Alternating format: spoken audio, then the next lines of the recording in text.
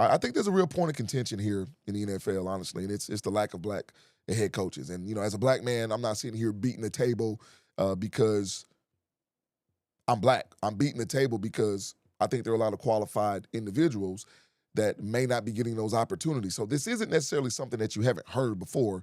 And we've got a huge cycle of new head coaches, and you got a graphic that you're about to show right here. Because I'm not somebody that's going to sit here and argue with you about race or what have you. I'm simply going to tell you that I think this is what it is simply from relationships. I think that transactional business in the NFL happens from relational business. And I can prove it to you. And it's on a lot of different fronts, right? Mike LaFleur is a new head coach in the NFL for the Arizona Cardinals. If you don't know, Mike LaFleur is a brother of Matt LaFleur. If you didn't know, Mike LaFleur was the offensive coordinator for the Rams under Sean McVay. If you didn't know, Sean McVay and Matt LaFleur are good friends and coached together when Matt LaFleur was the offensive coordinator for McVay when he was with the Rams. So there are a lot of different connections there. Aaron Glenn just hired Frank Wright to be his offensive coordinator. They played ball together literally in the NFL for the Jets. Okay, Mike McCarthy and Aaron Rodgers. If Aaron Rodgers stays in Pittsburgh, there are always connections. And then you've got guys like Brian Flores, right, currently suing the NFL. Then you've got guys like Vance Joseph, who's been a head coach and didn't do well in his first stint as a head coach, but is a phenomenal defensive coordinator. And I keep telling you, if that's his lot in life, that's fine. All I'm saying is I also think that there are a lack of black head coaches because there's a lack of black ownership in the NFL. And I think when you're an owner and you are the head of a billion-dollar organization, a lot of times you may see people with a resume and you may see people with the respect, but if you don't see that person in a relationship type situation or you don't know them from certain situations or through somebody else that you trust, it may be hard for you to pull the trigger.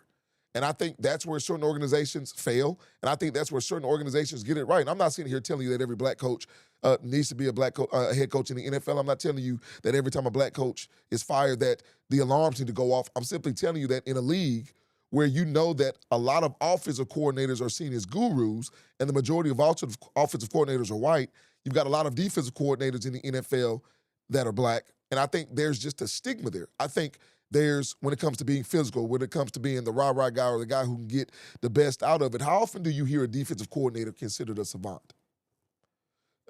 I mean, you really don't. You've heard it applied to Bill Belichick and Steve Spagnuolo because they've been doing it for 2 decades almost. But I think Brian Flores is a savant when it comes to defense. I think Vance Joseph is a savant. I think Antonio Pierce is somebody who knows football, who played the game, of course, for the Giants at the highest level. So this is no knock on anybody that's currently a head coach that got a job. I think the Todd Munkers of the world are going to do his best to do what he needs to do. I think Pittsburgh went back to Mike McCarthy because they saw Mike Tomlin and Mike McCarthy. They are legitimately looking at loyalty in being consistent. That's what they are. And time will tell. Robert Saleh got another head coaching job who was the one minority hire here. And I think it's because, in my mind, he's a defensive savant, and he went through it one time. I think coaches sometimes don't get an opportunity to go through the fire and then see how they come out on the other side. But again, I told you, the organizational dissent that a lot of teams have, they're not willing to move forward with somebody who didn't do well the first time, and that's their preference.